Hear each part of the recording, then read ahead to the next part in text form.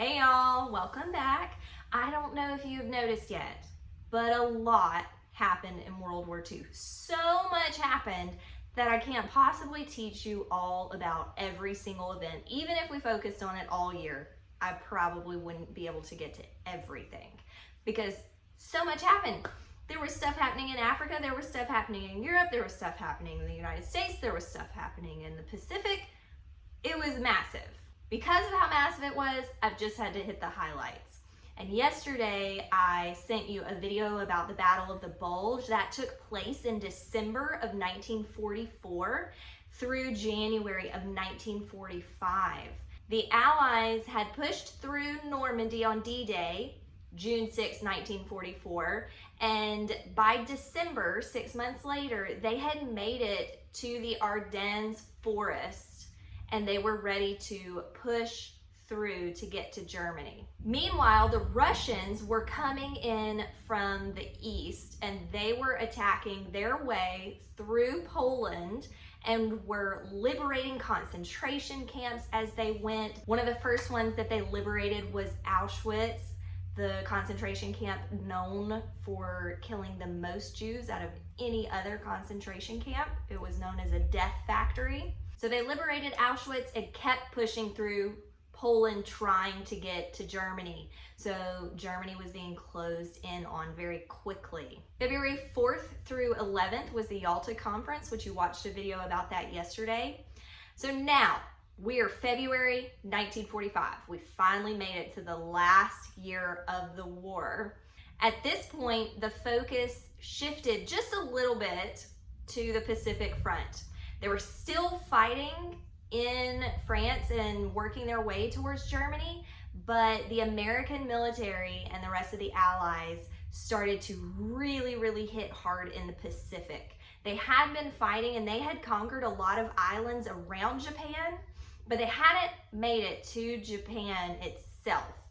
And that was exactly what their plan was. To get to Japan, they needed an island that they could stage the invasion from. And it had to be close enough that they could fly to Japan and not need to refuel. Every other island that they had control of was too far for that. The only one that was possible was Iwo Jima, a really tiny island. It was only about 5 miles long, and it was close enough to Japan for exactly what they needed, and it had airfields already on it. So the US military decided that Iwo Jima was gonna be their staging ground for the invasion of Japan. In order to get control of it, they sent 110,000 Marines to this teeny tiny island. The reason for this was because the Japanese were such fierce fighters, they were not gonna give up until every last one of them was dead. And the US knew how difficult it was gonna be just to get this one little island. There were only 23,000 Japanese troops, but they were dug in. So Iwo Jima was just this maze of tunnels underground with bunkers that they had built. So the Japanese were living underground pretty much at this point in Iwo Jima. So they were trying to get them out. The US for 2 months leading up to the invasion of Iwo Jima started bombing by airplanes. So they would fly bombing raids over Iwo Jima and just constantly bomb and bomb and bomb and bomb. Well, the invasion's getting closer. 3 days out, they send the Navy in. So the Navy surrounds the island and starts to bombard them from the ships. So they're sending bombs from the ships as well, trying to get a clear path for the Marines to land on the beaches. February 19th comes around and they start to unload Marines on the beaches of Iwo Jima. This was called the D-Day of the Pacific. Remember we talked about the D-Day landings in Normandy that happened in June the year before, 1944? Well, we're now February 1945 and they're doing the same thing on Iwo Jima. Military leadership at the time thought it was just gonna take a few days to take this tiny island, but it ended up taking more than a month for 110,000 Marines to conquer 23,000 Japanese. Because remember what I said, the Japanese were not gonna give up? Well, they didn't. Nearly every single one of them died. There were just a few thousand left. I think something like 2,000 left. It was crazy. Iwo Jima is pretty recognizable. There's a really famous picture of several troops raising a United States flag on a hilltop in Iwo Jima. They did that to show that they then had control of the island. So if you've ever seen that, the flag being raised by, I think it was like 5 troops raising the flagpole, that's Iwo Jima. That's that battle. I've included a link about the Battle of Iwo Jima because it's just really interesting, so you can watch that to get more details about the battle. The next thing I'm going to talk about is FDR, President Franklin Delano Roosevelt. Remember, he was elected during the Great Depression in 1933. We're in 1945. He's been president longer than any other president in history, 12 years. He was elected 4 times. That's right, 4 times. He's the only president who's ever been elected to more than 2 terms. George Washington was elected twice, and at the end of his 2nd term, he decided to resign, and so every other president after him followed his example, except for Woodrow Wilson, who tried to run a 3rd time, but it didn't work out. He was sick and didn't get elected. Anyways, Roosevelt had been sick for a while, and he finally had a stroke and passed away. So his vice president, Harry Truman, all of a sudden becomes president in this critical moment of World War II. Roosevelt had a great relationship with Churchill. They corresponded a lot. They were good friends. They met a lot throughout the war. And he hadn't really been telling his vice president, Harry Truman, what was really going on. So Harry Truman is all of a sudden thrust into the role of the presidency without knowing all of the details. He didn't even know about the atomic bomb program until he was actually the president.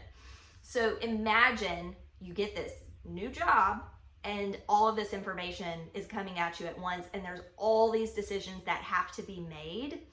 That was April 12th, 1945. A lot of events took place in April, so just stick with me.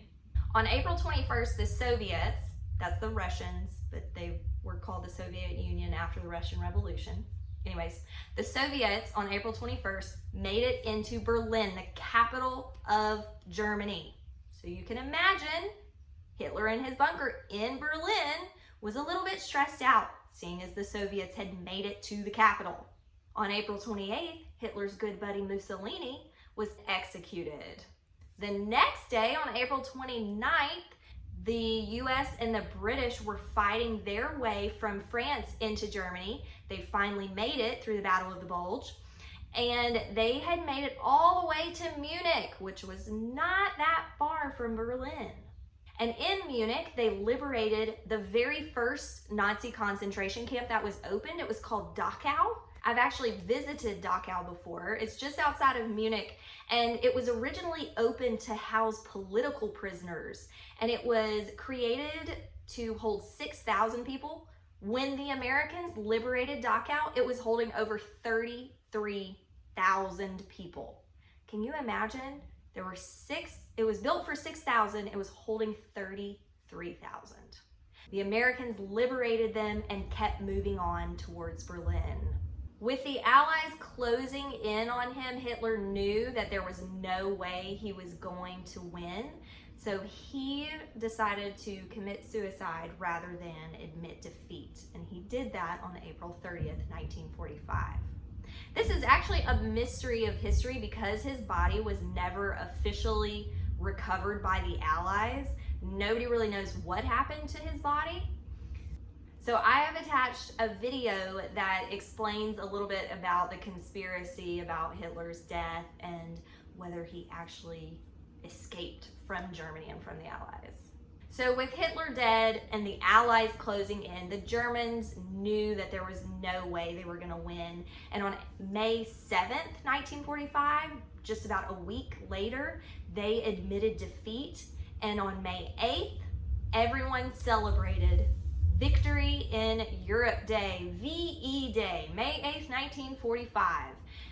But remember, we were still fighting in Japan at that point. We were still fighting in the Pacific Theater, as it was known. So we did not have victory there. We're going to talk about VJ Day, Victory in Japan, tomorrow.